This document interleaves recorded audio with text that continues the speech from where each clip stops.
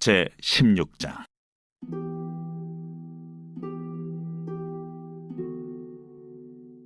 아론의 두 아들이 여호와 앞에 나아가다가 죽은 후에 여호와께서 모세에게 말씀하시니라. 여호와께서 모세에게 이르시되, 내 형 아론에게 이르라. 성소의 휘장 안 법궤 위 속죄소 앞에 아무 때나 들어오지 말라. 그리하여 죽지 않도록 하라. 이는 내가 구름 가운데서 속죄소 위에 나타남이니라. 아론이 성소에 들어오려면 숫송아지를 속죄제물로 삼고 순양을 번제물로 삼고 거룩한 세마포 속옷을 입으며 세마포 속바지를 몸에 입고 세마포 띠를 띠며 세마포 관을 쓸지니 이것들은 거룩한 옷이라 물로 그의 몸을 씻고 입을 것이며 이스라엘 자손의 회중에게서 속죄 제물로 삼기 위하여 순염소 2마리와 번제물로 삼기 위하여 순양 1마리를 가져갈지니라. 아론은 자기를 위한 속죄제의 숫송아지를 들이되 자기와 집안을 위하여 속죄하고 또 그 2 염소를 가지고 회막문 여호와 앞에 두고 2 염소를 위하여 제비 뽑되 한 제비는 여호와를 위하고 한 제비는 아사셀을 위하여 할지며 아론은 여호와를 위하여 제비 뽑은 염소를 속죄제로 드리고 아사셀을 위하여 제비 뽑은 염소는 산채로 여호와 앞에 두었다가 그것으로 속죄하고 아사셀을 위하여 광야로 보낼지니라. 아론은 자기를 위한 속죄제의 수송아지를 드리되 자기와 집안을 위하여 속죄하고 자기를 위한 그 속죄제 수송아지를 잡고 향로를 가져다가 여호와 앞 제단 위에서 피운 불을 그것에 채우고 또 곱게 간 향기로운 향을 2 손에 채워가지고 휘장 안에 들어가서 여호와 앞에서 분향하여 향연으로 증거궤 위 속죄소를 가리게 할지니 그리하면 그가 죽지 아니할 것이며 그는 또 수송아지의 피를 가져다가 손가락으로 속죄소 동쪽에 뿌리고 또 손가락으로 그 피를 속죄소 앞에 7번 뿌릴 것이며 또 백성을 위한 속죄제 염소를 잡아 그 피를 가지고 휘장 안에 들어가서 그 수송아지 피로 행함같이 그 피로 행하여 속죄소 위와 속죄소 앞에 뿌릴지니 곧 이스라엘 자손의 부정과 그들이 범한 모든 죄로 말미암아 지성소를 위하여 속죄하고 또 그들의 부정한 중에 있는 회막을 위하여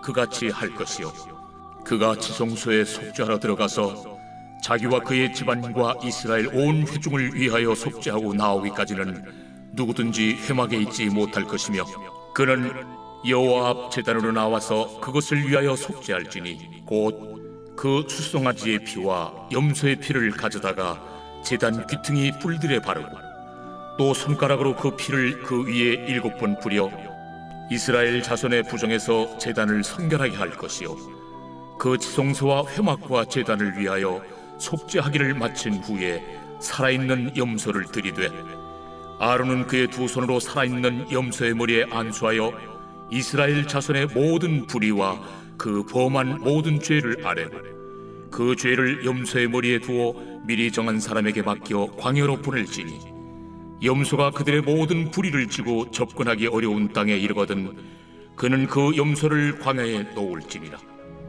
아론은 회막에 들어가서 지성소에 들어갈 때 입었던 세마포 옷을 벗어 거기 두고 거룩한 곳에서 물로 그의 몸을 씻고 자기 옷을 입고 나와서 자기의 번제와 백성의 번제를 드려 자기와 백성을 위하여 속죄하고 속죄 제물의 기름을 제단에서 불사를 것이요 염소를 아세셀에게 보낸 자는 그의 옷을 빨고 물로 그의 몸을 씻은 후에 진영에 들어갈 것이며 속죄제 숫송아지와 속죄제 염소의 피를 성소로 들여다가 속죄하였은즉 그 가죽과 고기와 똥을 밖으로 내다가 불사를 것이요 불사른 자는 그의 옷을 빨고 물로 그의 몸을 씻은 후에 진영에 들어갈지니라. 너희는 영원히 이 규례를 지킬지니라. 7째 달 곧 그 달 10일에 너희는 스스로 괴롭게 하고 아무 일도 하지 말되 본토인이든지 너희 중에 거류하는 거류민이든지 그리하라. 이날에 너희를 위하여 속죄하여 너희를 정결하게 하리니 너희의 모든 죄에서 너희가 여호와 앞에 정결하리라. 이는 너희에게 안식일 중에 안식일인즉 너희는 스스로 괴롭게 할지니 영원히 지킬 규례라. 기름 부음을 받고 위임되어 자기의 아버지를 대신하여 제사장의 직분을 행하는 제사장은 속죄하되, 세마포 곧 거룩한 옷을 입고 지성소를 속죄하며 회막과 제단을 속죄하고 또 제사장들과 백성의 회중을 위하여 속죄할지니 이는 너희가 영원히 지킬 규례라. 이스라엘 자손의 모든 죄를 위하여 1년에 한 번 속죄할 것이니라. 아론이 여호와께서 모세에게 명령하신 대로 행하니라. 오늘 우리에게 주신 말씀은 레위기 16장의 말씀입니다. 레위기 16장을 흔히 구약의 갈보리 사건이라고 부르는데요. 그만큼 예수님의 십자가 대속의 의미를 잘 보여주고 있는 장이라고 할 수가 있습니다. 흔히 속죄일이라고 부르는 이 내용의 말씀은 레위기 23장에서도 다시 한번 간략하게 언급하고 있는데요. 속죄일은 이스라엘의 모든 죄를 하나님께 회개하고 용서받는 날입니다. 이날은 하나님께서 공식적으로 온 이스라엘에게 금식하라고 정해주신 유일한 날입니다. 그만큼 중요한 날이라는 것이죠. 이스라엘 백성들은 개인이 하나님 앞에 범죄한 일이 있으면 성막에 나와서 속죄제와 속건제를 드림으로 죄를 용서받았습니다.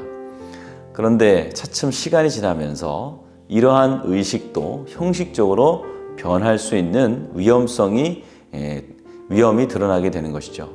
그래서 하나님께서는 죄사함의 제사를 형식적으로 변화되거나 또 소홀히 하지 않도록, 또는 나도 모르는 사이에 죄를 짓고도 용서를 구하지 않는, 그래서 하나님 앞에 죄인으로 살아가면도 불구하고 깨닫지 못하는 일이 없도록 하기 위해서 1년에 단 한 번 대대적으로 죄 용서함을 간구하는 제사를 지내도록 절기를 만들어 주신 것입니다. 이 날에 단 한 번의 제사로 모든 이스라엘 백성들의 지은 죄와 허물을 용서받을 수 있는 길이 열려지는 것입니다.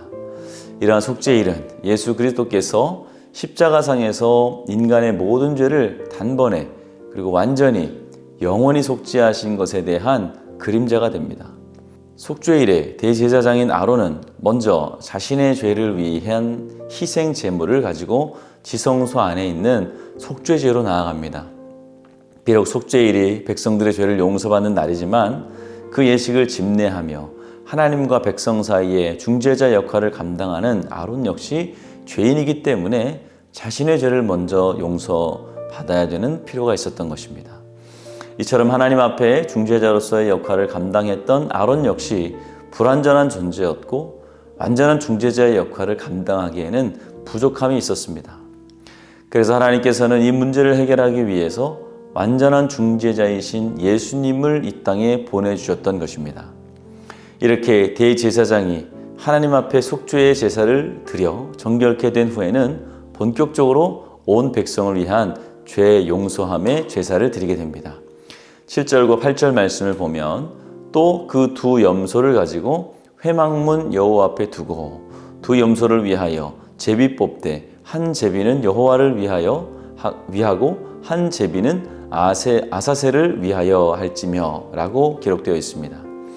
온 백성들의 속죄 제사를 위해서 준비된 제물로 순염소 2마리와 순양 1마리를 준비하는데, 이 1마리의 염소는 속죄의 제물로 하나님 앞에 바쳐지고 또 1마리의 염소는 죽이지 않고 진영 밖으로 데리고 나와서 광야에 풀어놓았습니다.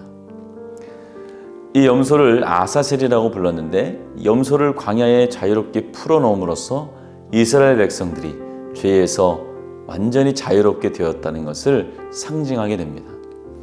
광야에 풀어놓은 염소가 백성들의 시야에서 점점 멀어져 또 사라지는 모습을 통해서 그들의 죄 역시 하나님의 시야에서 완전히 더 이상 보이지 않게 될 정도로 사라져 버렸다는 것을 깨닫게 되는 것이죠. 아사셀 염소는 백성들의 모든 죄를 짊어지고 광야로 사라지는 것을 우리가 보게 됩니다. 이것은 세상의 죄를 지고 가는 어린 양 예수를 떠오르게 합니다. 요한복음 1장 29절에 보면 세례요한이 예수님을 향해 다음과 같이 얘기하는 장면이 나옵니다. 요한이 예수께서 자기에게 나오심을 보고 이르되 보라 세상 죄를 지고 가는 하나님의 어린 양이로다.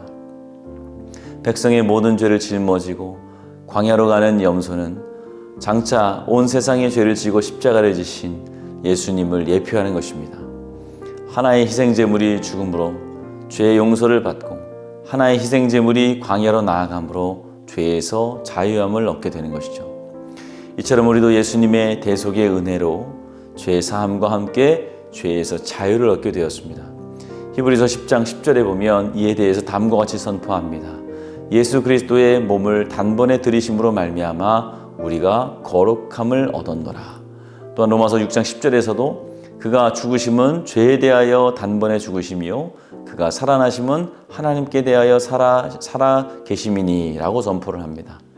단번이라는 말은 예수님께서 십자가상에서 말씀하신 다 이루었다 라고 하는 말씀과도 같은 것입니다.